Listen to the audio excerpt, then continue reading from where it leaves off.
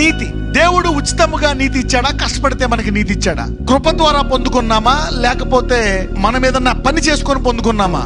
కృప ద్వారా పొందుకున్నాం. ఇప్పుడు ఫ్రీగా ఇచ్చినందుకు మనకి కొంచెం విలువ ఉండదు. మోషేకి ఫస్ట్ ఆయనే రాసిచ్చాడు మొదటి 10 ఆజ్ఞలు. మోషే పట్టుకొని కిందకి దిగితే వాళ్ళంతా అతనికి ఇష్టం లేని పని చేశారు. తిట్టొచ్చు కదా, 2 మాటలు పలకొచ్చు కదా, 2 పలకలు పక్కన పెట్టి పక్కన అహరోను పట్టుకొని చెప్తాను సంగతి చెప్పి పట్టుకొని కొరడా పెట్టి కొట్టిన అర్థం ఉంది. పైకి వెళ్ళి వచ్చిన తర్వాత ఏం చేస్తావు, 2 పాల్గొట్టేస్తావా? దేవుడు గుర్తు పెట్టుకున్నాడు. అందుకనే ఫలము అనండి, ఆశా నిగ్రహము అనండి. Bear the fruit of love, bear the fruit of self control.